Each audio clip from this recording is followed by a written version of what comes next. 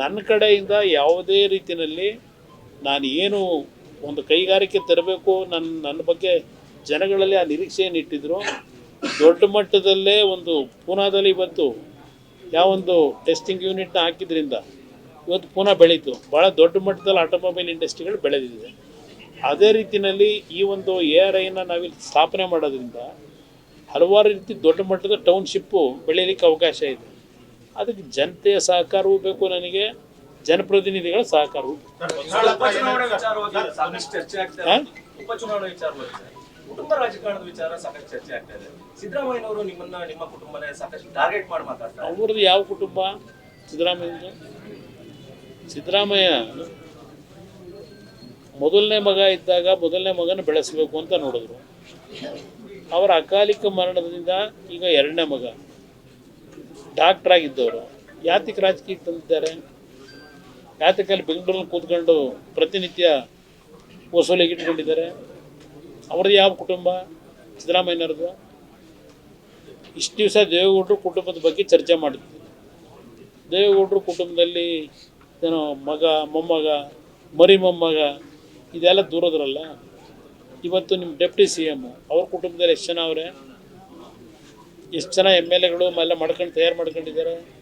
ಈಗ KMF ಅಧ್ಯಕ್ಷನೂ ಮಾಡಬೇಕು ಅಂತ ಹೇಳ್ತಾರಲ್ಲ, ಅವ್ರದ್ದು ಯಾವ ಕುಟುಂಬ? ಎಷ್ಟು ಕುಟುಂಬಗಳು ಇವತ್ತು 2 ಜನ 3 ಜನ ಶಾಸಕರುಗಳಿರ್ತಕ್ಕಂಥ ಕುಟುಂಬಗಳಿಲ್ಲ ಪಾರ್ಟಿಗಳಲ್ಲಿ. ಸಿದ್ದರಾಮಯ್ಯನವರಿಗೆ ಕುಟುಂಬ ರಾಜಕಾರಣದ ಬಗ್ಗೆ ಮಾತನಾಡ್ತಕ್ಕಂಥ ನೈತಿಕತೆ ಕಿಂಚಿತ್ತೇನಾದರೂ ಇದೆಯಾ? ಕಿಂಚಿತ್ತಿದೆಯಾ ಅವರಿಗೆ? ಯಾರು ಮಾತಾಡೋದಕ್ಕೆ ಕುಟುಂಬ ರಾಜಕೀಯದ ಬಗ್ಗೆ? ಅರ್ಥ ಮಾಡ್ಕೋಬೇಕು ಅವರು. ಯಾತಕ್ಕೆ ಅವ್ರ ಮಗನ ಬಿಟ್ಕೊಂಡವ್ರೆ? ಈಗ ಅವ್ರ ಮಗನಿಗೆ ಯಾಕೆ ಜವಾಬ್ದಾರಿ ಕೊಟ್ಕೊಂಡವ್ರೆ? ಏನು ಜನಗಳ ಸೇವೆ ಮಾಡುವಂಥ ಜವಾಬ್ದಾರಿ ಕೊಟ್ಟವರ? ದೇವೇಗೌಡರು ಕುಟುಂಬದಲ್ಲಿ ಹೌದು, ರೇವಣ್ಣ ಅವರು ಮಂತ್ರಿ ಇದ್ದರು, ನಾನು ಮುಖ್ಯಮಂತ್ರಿನೂ ಆಗಿದ್ದೆ. ನಮ್ಮನ್ನು ದೇವೇಗೌಡರು ವಸೂಲಿ ಮಾಡೋಕ್ಕೆ ರಾಜಕೀಯಕ್ಕೆ ಬನ್ನಿ ಅಂತ ಕರೀಲಿಲ್ಲ. ಜನಗಳ ಕಷ್ಟ ಸುಖ ನೋಡಿ ಜನಗಳ ಸೇವೆ ಮಾಡಿ ಅಂತೇಳಿ ಕರೆಸಿದ್ರು. ಅವರೇನು ಕರೀಲಿಲ್ಲ. ದೇವೇಗೌಡರು ನಮ್ಮನ್ನು ರಾಜಕೀಯಕ್ಕೆ ಬನ್ನಿ ಅಂತ ಕರೀಲಿಲ್ಲ. ಜನ ನಮ್ಮನ್ನು ಎಳ್ಕೊಂಬಂದರು ರಾಜಕಾರಣಕ್ಕೆ. ನಮಗೂ ಅವ್ರಿಗೂ ಇರೋ ವ್ಯತ್ಯಾಸ, ಸಿದ್ದರಾಮಯ್ಯನವ್ರಿಗೂ. ನಮ್ಮನ್ನು ದೇವೇಗೌಡರು ಬೆಳೆಸ್ತಿಲ್ಲ ಎಂದು ನಾನು ಲೋಕಸಭೆಗೆ ನಿಲ್ಲೋದಕ್ಕೆ ಭಾಳ ವಿರೋಧ ಮಾಡಿದವರು. ರಾಜಕಾರಣ ಯಾವ ಕಾರಣಕ್ಕೂ ಬೇಡ ಅಂತೇಳಿ.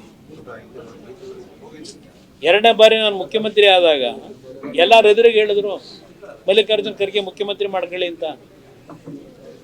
ಎಲ್ಲ ಬದುಕೋರಲ್ಲ, ಸಿದ್ದರಾಮಯ್ಯನೇ ಬದುಕೋರಲ್ಲ. ನನ್ನ ಮಗನ ಮುಖ್ಯಮಂತ್ರಿ ಮಾಡಿ ಅಂತ ಅರ್ಜಿ ಹಾಕೊಂಡು ಹೋಗಿದ್ದಾರೆ ದೇವೇಗೌಡರು 18ರಲ್ಲಿ. ನಮ್ಮ ಮಗನಿಗೆ ಬೇಕಿಲ್ಲಪ್ಪ, ಅವ್ರ ಆರೋಗ್ಯನೂ ಚೆನ್ನಾಗಿಲ್ಲ, ಇವ್ರನ್ನ ಖರ್ಗೆ ಅವ್ರನ್ನ ಮಾಡಿ ಅಂತ ನಿಮ್ಮ ಮುಖಕ್ಕೆ ಕೇಳವ್ರೆ. ಮುಖ್ಯಮಂತ್ರಿ ನನ್ನ ಮಾಡಬೇಕು ಅಂತ ದೇವೇಗೌಡರು ನಿಂತಿದ್ದೀರ. ಇದಾಗ ನಮ್ಮ ಕುಟುಂಬದ ಬಗ್ಗೆ ಇವ್ರು ಯಾರು ಚರ್ಚೆ ಮಾಡ್ತಕ್ಕಂಥ ನೈತಿಕತೆ ಯಾರೂ ಇಟ್ಕೊಂಡಿಲ್ಲ ಅನ್ನೋದು ನನ್ನ ಅಭಿಪ್ರಾಯ. ಅವರು ಹೇಳ್ತಾರೆ, ಮುಂದಿನ ಚುನಾವಣೆವರೆಗೂ ಕಾಯ್ಬೇಕಲ್ಲ. ಈಗೇನೋ ಇದ್ದಾರೆ, ಮುಂದಿನ ಚುನಾವಣೆ ಇದರ ಟೈಮಲ್ಲೇ ತಾನೇ ಗೊತ್ತಾಗೋದಿಲ್ಲ. ಈ 2 ಚುನಾವಣೆ ಬಿಡಿ, BJPನ ಗೆಲ್ಬೋದು, ಅವರಾದರೂ ಗೆಲ್ಬೋದು ಅಂತಕ್ಕಂಥದ್ದು ಏನು ಪತ್ರಿಕಾ ವರದಿ ಇದೆ. ಈ 2 ಚುನಾವಣೆ ಮೇಲೆ ಏನು ನಡೆಯಲ್ಲ. ಈಗ ಇದೇ KR-ಪೇಟೆಯಲ್ಲೇ ನಾನು ಮುಖ್ಯಮಂತ್ರಿ ಸ್ಥಾನ ಪಟ್ಟ ಮೇಲೆ ನಡೀತಲ್ಲ ಚುನಾವಣೆ, ಗೆದ್ದಿದ್ರು BJP ಪಕ್ಷದಲ್ಲೇ. ಜನರಲ್ ಚುನಾವಣೆಯಲ್ಲಿ ಯಾತಕ್ಕೆ ಅಲ್ಲಿ ಮತ್ತೆ ಜನತೆಯೊಳಗೆ ಗೆಲ್ತು? ಅದರಿಂದ ಇವರು ಶಾಶ್ವತ ಯಾರಿಗೂ ಅಲ್ಲ.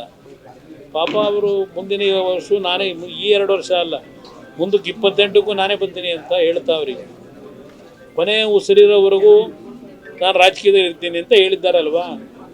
ವಿಧಾನಸಭೆಯಲ್ಲಿ ಹೇಳಿದ್ರು 2013ರಲ್ಲಿ ಏನು ಹೇಳವ್ರೆ, ಇದು ನನ್ನ ಕೊನೆ ರಾಜಕೀಯದ ಹೋರಾಟ, ಇನ್ನು ರಾಜಕೀಯ ಬಿಡ್ತೀನಿ ಅಂತ ಹೇಳಿ 13ರಲ್ಲಿ ವಿಧಾನಸಭೆಯಲ್ಲಿ ರೆಕಾರ್ಡ್ ಆಗಿದೆ.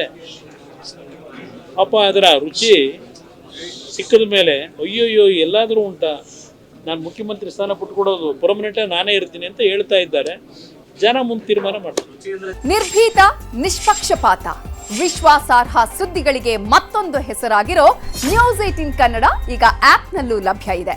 ದಯವಿಟ್ಟು ಇಲ್ಲಿರೋ QR ಕೋಡ್ ಅನ್ನು ಸ್ಕ್ಯಾನ್ ಮಾಡಿಕೊಂಡು ಆಪ್ ಡೌನ್ಲೋಡ್ ಮಾಡೋದಕ್ಕೆ ಮರಿಬೇಡಿ. ನಿಮ್ಮ ಬೆಂಬಲ ಹೀಗೆ ಸದಾ ನಮ್ಮೊಂದಿಗಿರಲಿ. ಧನ್ಯವಾದ.